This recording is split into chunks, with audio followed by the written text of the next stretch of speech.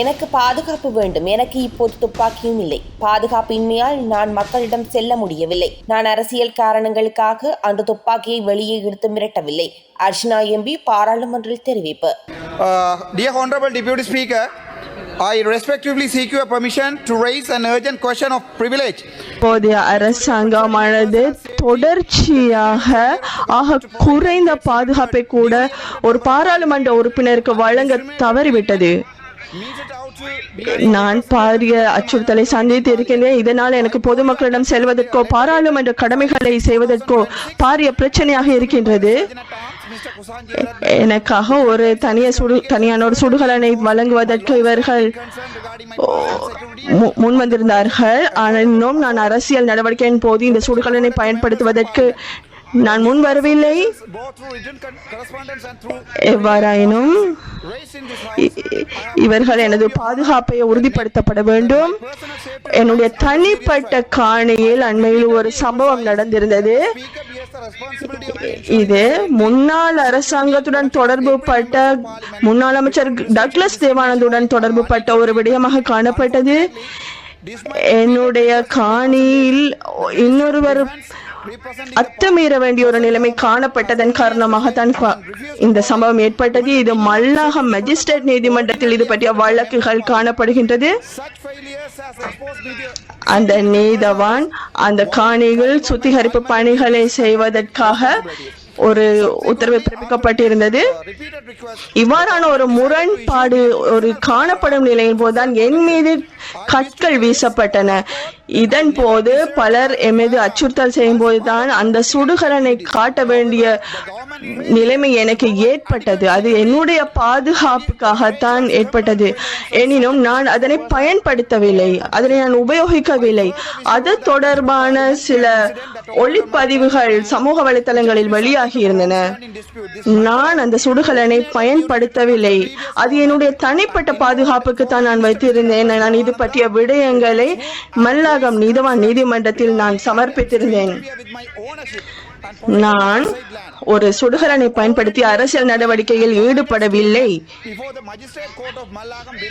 அரசாங்கம் எனக்கான சரியான பாதுகாப்பை வழங்க தவறியதன் காரணமாகத்தான் இந்நிலைமை எனக்கு ஏற்பட்டது. எனவே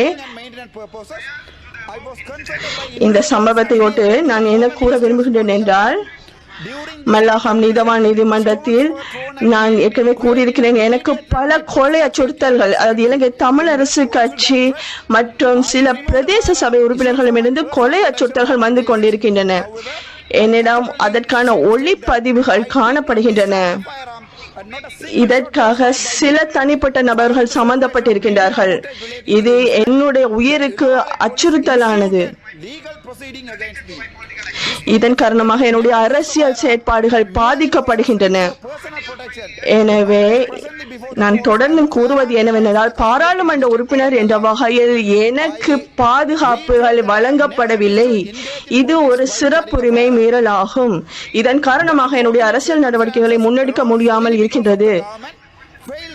ஒரு சிறப்புரிமை கேள்வியை கூட என்னால் கேட்க முடியாமல் இருக்கின்றது. பாதுகாப்பு அமைச்சராக கௌரவ அனுரகுமார் திசாநாயக்க இருக்கின்றார். அவர்கள் ஒரு பாதுகாப்பை புதிதாக தெரிவு செய்யப்பட்ட ஒரு பாராளுமன்ற உறுப்பினருக்கான பாதுகாப்பை வழங்க தவறிவிட்டார்கள். இதனால் என் உயிருக்கு ஆபத்தும் அச்சுறுத்தலும் ஏற்படுத்தியுள்ளது. எனவே இந்த விடயத்தை அவசரமாக கவனத்தில் கொள்ள வேண்டும் என நான் இந்த சபையை கேட்டுக்கொள்கின்றேன். These incidents demonstrate the threats to my life and safety are real, serious and directly connected to my political activities. நன்றி. பாசத்துக்கும் நேசத்துக்கும் உரிய மீன்பிடித்துறை அமைச்சர் சந்திரசேகரன் அவர்களே, நீங்கள் சொல்லியிருந்தீங்க 4 மீனவர்கள் அண்டு நான் உங்களுக்கு கடிதத்தை போட்டிருந்தேன்.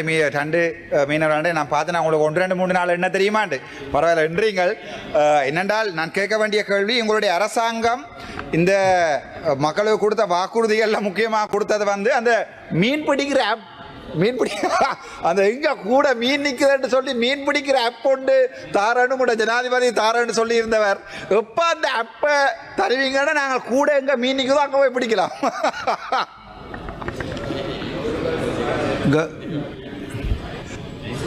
அந்த கேள்வி நிச்சயமாக அவர் தனியாக கேட்பாராக இருந்தால் அந்த ஆப் சம்பந்தமான தகவல்களை நாங்கள் சொல்வதற்கு தயாரானால் நீங்கள் இதில் உள்ளே அதை அடக்கப்படவில்லை என்பதை நான் சொல்லிக் கொடுக்கின்றோம். ஆப் சம்பந்தமான நடவடிக்கைகள் இப்போது எங்களுடைய டிஜிட்டல் அமைச்சின் கீழ் முன்னெடுக்கப்படுகின்றது. எதிர்வரும் காலங்களில் மீனவர்கள் மீன்பு எங்கே இருக்கின்றது என்பதை விட மீனவர்களை இதைவிட கூடுதலாக கண்காணிக்கக்கூடிய VMS என்கின்ற யந்திரம் இருக்கின்றது. அந்த யந்திரத்தின் மூலமாக கண்காணிக்கின்ற நடவடிக்கை, அதை போன்று மீனவர்களுக்கு மேலதிகமான உதவிகளை செய்கின்ற நடவடிக்கையும் நாங்கள் அதற்கான ஆப்பை தயாரித்து வருகிறோம். விளக்கமறியலில் வைக்கப்பட்டிருப்பது தொடர்பாக நாங்கள் யாழ்ப்பாணம் மேல் நீதிமன்றத்தில் கூப்பிட்ட பிணை விண்ணப்பம் ஆதரிப்பதற்காக கூப்பிடப்பட்டிருந்தது.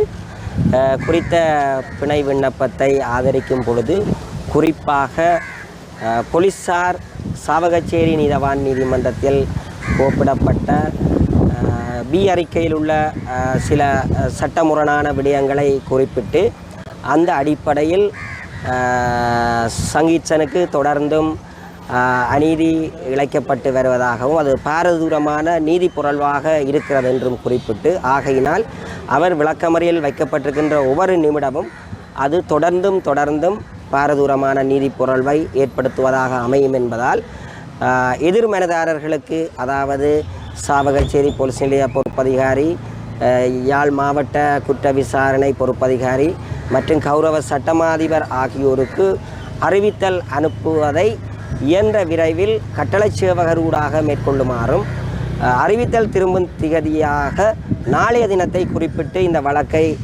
நியமிக்குமாறும் நான் கௌரவ மன்றுக்கு விண்ணப்பம் செய்திருந்தேன். எது எவ்வாறாயினும் எதிர்வரும் 23/6/2026 தேதிக்கு அறிவித்தல் திரும்பும் தேதியாக குறிப்பிட்டு வழக்கு ஒத்திவைக்கப்பட்டுள்ளது. இந்த வழக்கு தொடர்பான உயர்நீதிமன்றத்தில் நாங்கள் இந்த கைதும் தடுத்து வைப்பும் தொடர்பாக அடிப்படை உரிமை மீறல் வழக்கு ஒன்று தாக்கல் செய்திருக்கின்றோம். அந்த அடிப்படை உரிமை மீறல் வழக்கு ஆதரிக்கப்படுவதற்காக நாளை அல்லது எதிர்வரும் 15ஆம் அல்லது 16ஆம் தேதிக்கு உயர்நீதிமன்றத்தில் கூப்பிடப்படுவதாக இருக்கின்றது. இது தவிர நாங்கள் குறித்த சாவகச்சேரி நீதவான் நீதிமன்ற கௌரவ நீதிபதி அவர்கள் ஆக்கிய கட்டளை தொடர்பில் மீளாய்வு விண்ணப்பம் ஒன்றையும் இன்றைய தினம் தாக்கல் செய்ய இருக்கின்றோம். அது சம்பந்தமான விவரத்தை நீங்கள் பின்னர் தெரிந்து கொள்ளலாம்.